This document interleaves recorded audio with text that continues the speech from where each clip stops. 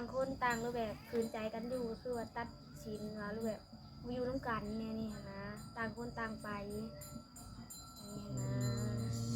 แสดงว่าเมื่อวานนี่พวกอ้ายเมื่อละเจ้าเราไปคุยกันบ่ แม่นไปพุ่นไปเฮือนบ่อนให้เจ้าอยู่ แม่น เออ เมื่อวานนี่ไปคุยกันเลยพ่อแม่ไปบ่ บอก บ่ได้ไป แปลว่าซองต่อซองเลย แม่นสองคน เอ แปลว่าเปิดอกคุยกันเลยนะเนาะ ให้เป็นคนเว้าว่าอยากแยกกันก่อนนะ กระทำกันเนาะเพิ่นเลยเป็นคนเว้านี่เลยเป็นความคำโถ เออ ถามกันเลย อืม อืม เข้าใจกันด้วยดีบ่หรือว่า ด้วยดี เออ มื้อเช้าเองก็ไปพุ่นเลยได้ยินป้าโทรบอกว่าจากก็ว่าฮัลโหลว่ะน้องว่าโอลิมาหาว่าน้องหรืออ้ายนี่แหละเพิ่นว่านะ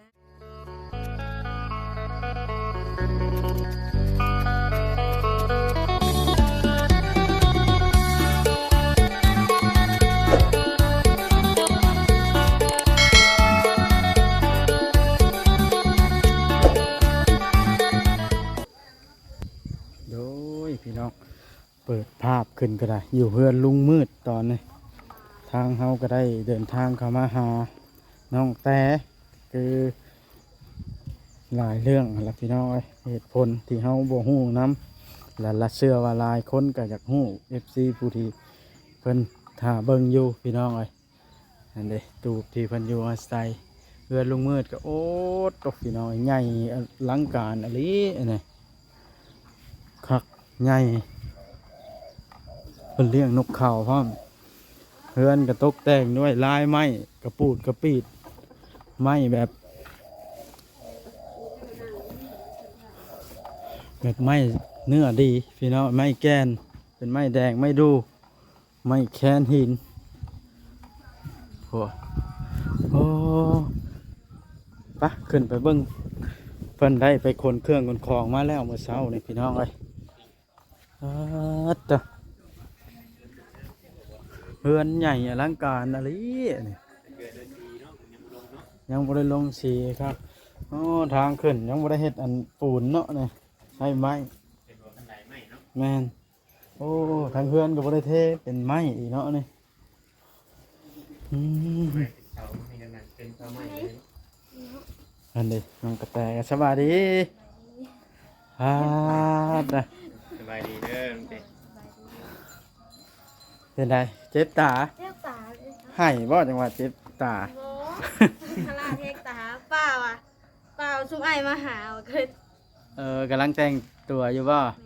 ม่ แต่งตัวสิไปใช้นี่ ติดไหม สิไปใช้อยู่เรื่อย เออคืนนี้จะนอนอยู่นี่เลยบ่ แม่นอนนี่3 คืนเลย สร้างคืนแล้ว มันนั่งเป็นหมูเลยกูอ่ะ ฮะ ให้มันนั่งเพียวมาพี่เจ้าหน่อยมาพี่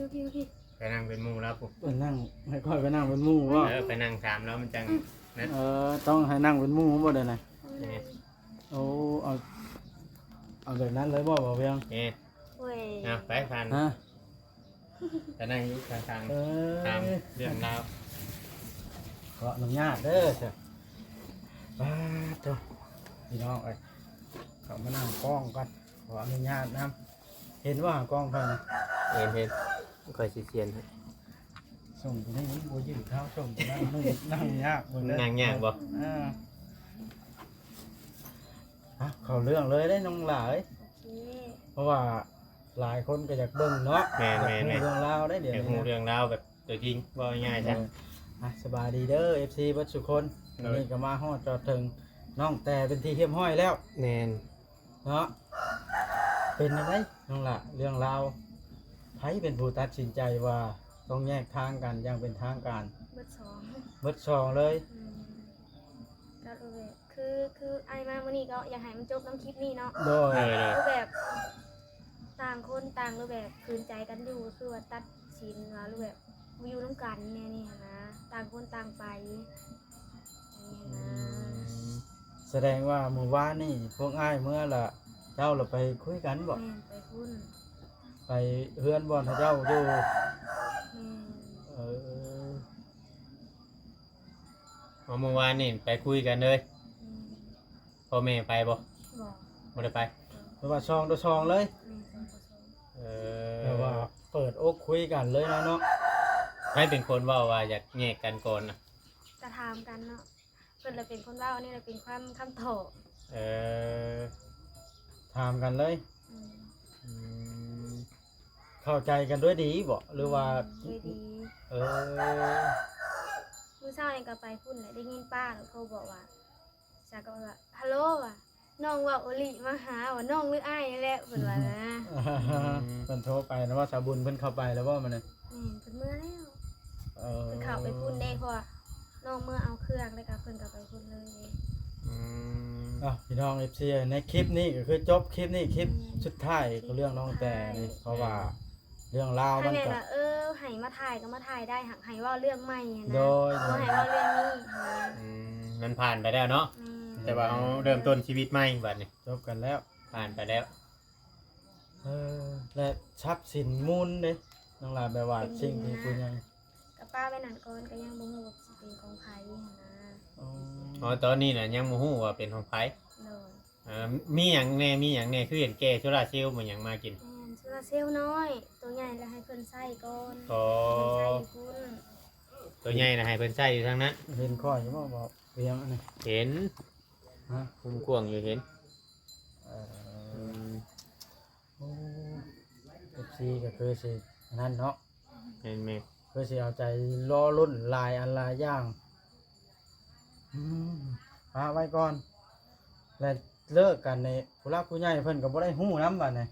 อืม ฮู้แต่บ่ได้เอาเพิ่นไปเว้า บ่ ง่ายดีแท้เนาะบัดนี้ อืม เพราะว่าตอนไปอยู่น้ำกันทพิษน่ะมีใบเส้นงามใบน้ำตาลกันแน่บ่ บ่บ่มี บ่มีเลย อืม เอาแล้วเว้าเดียวแสดงว่าอยู่น้ำกันในแต่ว่าเว้าปากเปล่าซื่อ อืม อืม ต่างคนต่างหักแพงอยู่กัน ๆแล้วจากนี้ไปเจ้าสิอยู่ใช้บาทน่ะ ก็สิไปหาเฮ็ดงาน เฮ็ดงานอยู่ไสบัดในไทยบ่ ว่าสิขึ้นเวียง ขึ้นเวียง หางานก่อนหักตอนนี้นะที่ได้ไปดำหน้าซอยหมู่ก่อน อื เอ ม อ ดำหน้าซอยหมู่ก่อน บ่ว่าเราอะยันนั่น อึ้งเลยเนาะ อึ้งเลย เนาะว่า ที่แรกคุยกันว่าวันศุกร์ว่าสิไปคุยเมื่อวาน ว่านี่เนาะตามที่เว้าเนาะ แม่น ในคลิป อีกก็จะไว้วันชุกร์แล้วเพิ่นกับข้าวเพิ่นกับมีเวียกมีงานไปหันนะทางนั้นกะ อื ก็ ม เลยว่าโทร ทั้งนั้นบ่เด้งให้ขึ้นไปเว้า งั้นทางนั้นเพิ่นโทรมา โอ้ ทาง ก็ อะไรนะเพิ่นโทรมา ก็เจ้าสิไปเมื่อวานนี้เลยนะ แม่ อืม เสาบุญเมื่อแป๊บเดียวแล้วก็ซุ่มอ้ายออกเมื่อแล้วก็น้องก็ไปเลย เมื่อวานเนี่ยเนาะ แม่นเพราะว่าเพิ่นขอว่าบ่อยากให้ช่อง YouTube เข้าไปในนั้นนะ อ๋อ ไล่ โอ้แปลว่าจะเป็นส่วนตัว แม่ อืม นี่แหละถ้าเจ้าเฮ็ดถูกแล้วซะเนาะเพื่อความเข้าใจ อืม ไม่ว่าภัยอยากเว้าเรื่องชนตัวนั่นใดก็เปิดเผยเว้ากันเลยนะเนาะ แม่น อืม ใครบ่พอใจหยังก็เว้าด้วยกันได้อยู่ เออ ก็หักแพงกันคือเก่าก็บ่ได้เครียดบ่ได้ให้กันนะ อืม ในเมื่อเรื่องมันภัยกับบ่เข้าใจกันเนาะต้องอันแยกทางกันอยู่ก่อนภัยก็ว่าว่าง่ายๆแต่คือเว้าล่ะเนาะบ่เวียง แม่นเอาคำเฮาสิกลับเข้าไปอยู่ร่วมกันกับบางเทื่อยันมันไปกันบ่รอดเนาะ แม่นญาติรู้แบบเทื่อนี้เฮาผิดกันแบบนี้เนาะเทื่อหน้าคือสิผิดกันแฮงกว่านี้อันนี้นะ อืม คิดใส่อนาคตเดียวเฮาสิอยู่ร่วมกันได้บ่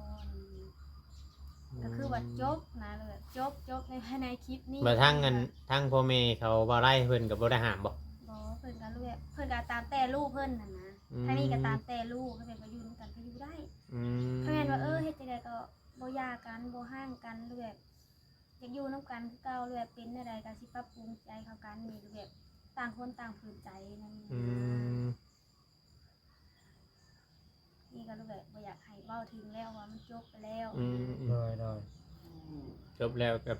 บ่อยากอันนั่นแล้วบัดนี้เนาะ จะมาว่าโอ้ยคนคั่วมาเว้าอีแล้วใช่ว่าสิบ่เว้าคั่นนะ อืม บ่ได้ได้แบบนั้นเนาะ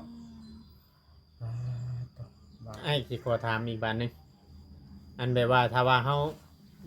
หย่ากันแบบนี้แล้วนี่ถ้าว่าอยู่ไปอีกประมาณ 4-5 มื้อหรือว่าอาทิตย์หนึงเนี่ยสมมุติว่าในใจแบบคิดฮอดกันนี่ ฮอดเขา แบบ เนาะ เจ้าสิโอ อ้ลมกันใหม่บ่ในความคิด เอา แม่นบ่น้องเต้เพราะว่ามันเคยมีได้ผัวเมียปะกันสมมุติเนาะบ่บ่ แล้วนี่สิอดเอาเพื่อหยังอะนะความหมาย แม่ เนาะ อดเอาไว้เพราะว่าเขาเว้ากันอะไรได้ จบแล้ววะ อืม หากมีเวียกมีงานเพิ่นอยากโทรมาปรึกษานั่นอันนี้ก็โทรมาได้ก็หับสายตลอดนะคือถ้ามีอยากโทรไปหาเพิ่นก็บ่ว่าหยัง ใจติดต่อกันได้เนาะ แม่นติดต่อกันได้เป็นไอ้น้องกันนี่ อืม หักแพงกันคือเก่านี่นะ เพราะว่าหลายคนที่ว่าเลิกลากันไปประมาณเดือนหนึงหรือว่าอาทิตย์หนึงเนาะงูเข้าหาปรับความเข้าใจกันใหม่ก็มีหั่นนะอืม นี่คือแบบนี่ว่าตัดหรือแบบว่าบ่เฮ็ดแนวนั้นนะ อื บ่เป็นแนวนั้น ม อืม หรือว่าตัดแนวความสัมพันธ์แบบว่าสาวบัดนี้เนาะ อืม แต่ว่าเป็นอ้ายเป็นน้องกัน น่าเป็นน้องกัน โอ้ เพิ่นพูดเห็นกันก็แบบผู้บ่าวผู้สาวเห็นกันบัดนี้เนาะ ถามกันได้ อืม ก็บ่แบบรู้แบบเห็นกันแหละหน้าเข่งนะบูดสิกันเฮ้อบ่อยากเฮ็ดนั่นน่ะถามกันได้แล้วเห็นเพิ่นไปไสไปหันไปนี่เห็นอยู่ไสก็ถามได้ อืมได้เว้ากันอยู่บ่ในเรื่องแบบว่า อันสมมุติว่าไปพ่อเจ้าเนาะมีแบบไปกับผู้ชายเป็นหยังแม่นบ่แม่นบ่ให้หึงหวงได้เว้าอยู่บ่ บ่ให้หึงหวงกันคือเพิ่นเห็นก็เพิ่นไปกับผู้สาวอันนี้ก็บ่เว้าหยังนะ อืมแล้วเฮาคุยกันไว้ให้มันเข้าใจเนาะ น้องคอมเมนต์ว่าคือแบบคือ FC ว่าเป็นหยังคือบ่แยกกันอยู่ก่อนนั่นคือเพิ่นเห็นน้องไปกับผู้บ่าวเพิ่นก็สิหึงบัดนี้ อื แม่นว่าน้องเห็นเพิ่นไปกับผู้สาวน้องก็สิหึงกันนี่หั่นนะ อืม คันบ่เว้าให้ขาดนะ ต้องเว้าให้ขาด บอกให้ เพราะว่าจังหน่อยรถไปเห็นน้องเตเอามีช้อนหมูช้อนหยังไปหรือว่าไปกับผู้โชคผู้ชายสิมากลับมาหึงกันคือเก่ามันบ่ได้เด้ บ่ได้ เพราะว่าเฮาจบกันเด้เนาะบ่ว่า อึ้งเลยข่อยเนี่ยยังอึ้งอยู่ บ่อึ้งอ้อยบ่อึ้ง บ่ให้อึ้งวะ แม่นบ่ให้อึ้งก็บ่ให้คิดอีกนะ อืม บ่ให้อึ้งมันก็เป็นไปบ่ได้แล้วล่ะในเมื่อคนอยู่กันกินกันมาตั้ง4-5 ปี เนาะ แม่น มันแบบว่าเวลาแบบสั่นเกินนะเนาะเวลาแบบแป๊บเดียวเองอะนะที่ว่าเฮาเอามาตัดสินใจแบบเฮาบ่อยากนอนคิดเบิ่งว่าสิปรับความเข้าใจกันแนวใดจังซั่นขี้นี่แบบ มันไวโพด แต่เมื่อวานนี่ก็เพิ่นว่าถ้าแม่นว่าเห็นหน้าก็คิดฮอดก็ทางนี้ก็คิดฮอดมันก็คิดฮอดแม่นว่าเห็นหน้ากันก็คิดฮอดกัน เพิ่นเว้าได้ แม่นก็คิดฮอดกันรู้แบบคือมื้อนี้ก็กระทำกันเว้ากันรู้แบบก็คือสาวบุญเว้าเลยพังไปมาคือจีบกันใหม่แล้วเพิ่นว่า อ๋อ กันรู้แบบก็บ่ได้เว้าว่าให้เครียดกันเนาะกระทำกันคือไอ้น้องนี่แหละ อืม แล้วมื้อนี้เจ้าเข้าไปคนเอาเครื่องมาเบิดแล้วมื้อนี้เนาะ แม่นเครื่องก็บ่ได้มีหยังหลายที่เสือก็บ่ได้หลายอยู่ดี อืม เฮือนหลังนั้นแหละสิป้าให้ไผอยู่บัดนี้ เฮือนหลังนั้นยังเป็นเฮือนกลางอยู่แต่ยังให้ไอ้ไรอยู่นั่น อืม อะไรอยู่นั้น ไอ้ไรอยู่ แล้วน้องสาวเจ้าผูกกระตุกกระติกอันนั้นได้จ้ะ ติ๊กอยู่พี่ตุ๊กอยู่พุ่น ตุกน่ะอยู่พุ่นด้านน้องตุกแล้วนอนเนาะ นั่นแหละ อืม อยู่นั่นแหละ บ่อยากสิคิดเลยเนาะบ่เวียง แม่น ตัดสินใจแบบรวดเร็วแบบบ่ได้ปรึกษาผู้ใหญ่เลยเอาซองต่อซองคุยกันแล้วแม่นจบแล้วจบ น้องเจ้านี่แหละไปเจ็บตาโอ้ย ให้แล้วข่อยว่า โอ้ยให้ ๆจะว่าเข้าไปให้ไปจัก น้อ เนาะ งกำลังปัดขนตาเหิดป้าเหิดนะก็งวกไปแบบถึกตาตัวเองตาเมื่อตาเยอะเลย อันนี้สิตัดสินใจขึ้นไปทำงานอยู่เวียงเฮ็ดงานอยู่เวียงน้องได้ใส่พี่น้องผู้น้อย สองคน อยู่น้ำพอ อยู่น้ำพอ เอาขึ้นดง พ่อสิพาไปอยู่โรงพุทธเราไปเฮ็ดหยังอยู่โรง เราไปปลูกมัน โอ้ เหม็นทุกเจ้านี่บ่มาตอนป้าโทรนะ แม่นแม่น แม่นเลย เขาถามว่าแล้วเขามาฮอดว่าเอาเพิ่นเมื่อยได้ว่าเขาจึงเลยขึ้นแต่งหน้า อืม แต่ว่าบ่จิตยังบ่นั้นมามื้อนี้เนาะ เนี่ยบางจิตเราต้องขึ้นไปหาทางอะไร โอ้ ทำไมเราพังทางปากอะไรแล้วก็คือว่าจบ โอ้ เพราะว่าคลิปกับลูกเขาก็เคยไปเว่านั่งเว่ากันแล้ว นางเว้าในคลิปสะบุญบ่ นี่ โอ้ เช้านี้บ่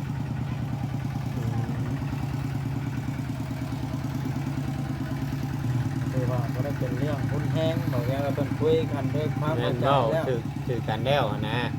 บ่ถือกันแล้วต่างคนต่างเริ่มต้นชีวิตใหม่ได้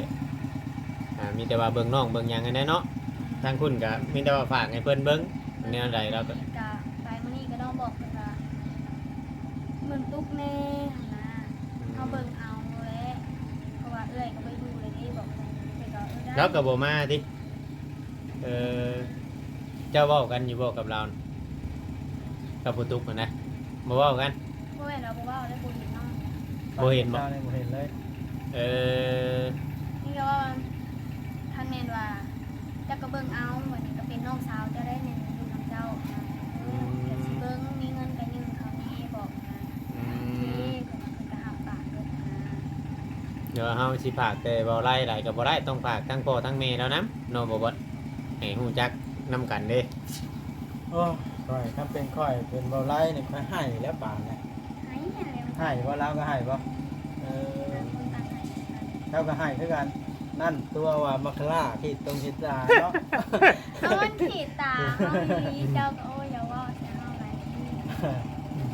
เออเรื่องมันจบแล้วเนาะบาดนี้ แล้ว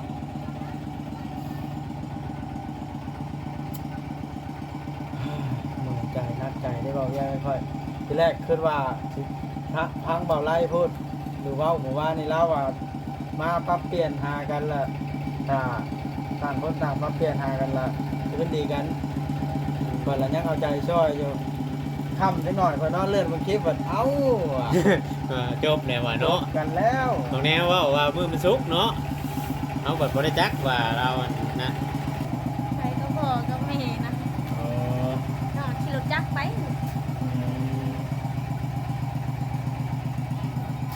อันนี้แหละน้องๆเนี่ยสิได้น้องติ๊กก็สิได้ไปนำพ่อบ่ตัวาอยู่นี่โอ้ เราเอาค่อยเอาเข้าใกล้กัน แอบได้ บ่ ยิน ได้ บ่ ยินข่อยบ่มีไม้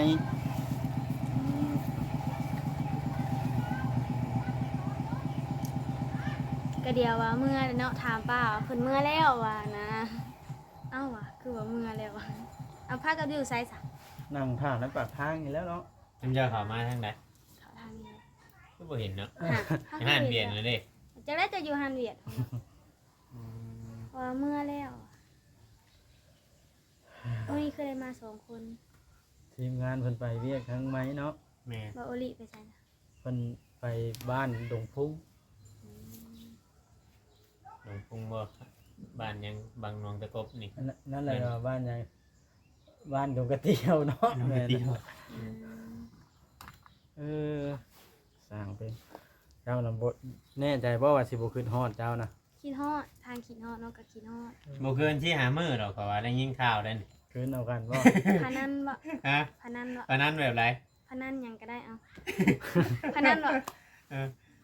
เพราะว่าบ่ได้ได้เนาะ เอา ว่า จ้ะ 5ปี จะต้องพนัน เพราะว่าเอ้าสมมุติว่าเจ้าบ่นั่นก็ทั้งเทื่อบ่ไรได้มาง้อเอาสมมุติว่าเรามาง้อเฮ็ดจังไดก็ข่อยมือง้อเจ้านี่เอา อ้าวกาวเฮาก็ว่าคือเฮาเว้ากันเนาะก็เพราะว่าเฮาตกลงกันแบบนั้นแล้วหั่น ตกลงกับข่อยกินฮอดเจ้าแบบนี้เด้ เอาคิดฮอดกันกะรู้จักแม่ว่าแน่เนาะ เอ้าเนาะบ่สมมุติว่าคือเฮานี่เนาะ แม่น ไปกินฮอดผู้แสบผู้ชาวเด้อโยอยากมาง้อมาหยังมันต้องมีได้เนาะเฮ้ย แม่น ไอ้เทื่อหนึ่ง แม่น สมมุติว่าเจ้าบ่ไปง้อทั้งเรามาง้อเจ้าบัดนี้บ่ยอมเมื่อบัด เพ นี้ ราะ เอา ว่าอันนี้ก็ถ้าแม่นว่าแม่นจบคลิปมื้อนี้ก็มื้อนี้สิได้ไปดำนาซอยหมู่เลยเด้ อืม สิได้ให้พ่อไปส่ง อยู่ใช้บนนาเจอหมู่ ทางเขาบ้านโพนค่ะ ทางกับมัน โพ เพิ่ น น บักหง่านี่ อ๋อ อยู่พุ บ้านหยังก็ทางแถวบ้านกีบมาเอาเขาเลย ภาคชิโนเพิ่นพุ แม่น อืม ไปได้ว่าไปอยู่พุ่นเลยบ่ บ่ไปดำนาแล้วก็มา เพิ่นลำหน้าแล้วแถวนั้นเนาะ นี่ดำเลยรายการยาวๆเลย อืม หักยานหนูมีรถไปอยู่กัน ไปลำเพิ่นนำเด้วบ่คือเด้วเลยสิพากันไปเฮ็ดงานบ่ แม่นไปดำแล้วก็ให้หมู่นะหางานแน่นอนนะ อ๋อเขาน่ะมีงานอยู่แล้ว แม่นะเขาหางานให้ อืม สร้างเป็นฮะน้องบ่ยัง ถ้ามีงานเฮ็ดอยู่ไทยอยู่หยังก็ไปไทยพุ่น บ่ไป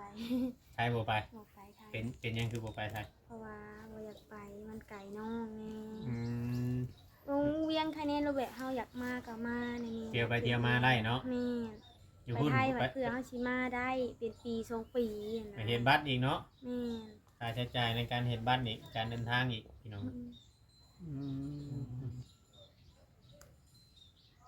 พูดไม่ออกข่อยงานเนี่ย บอก แม่น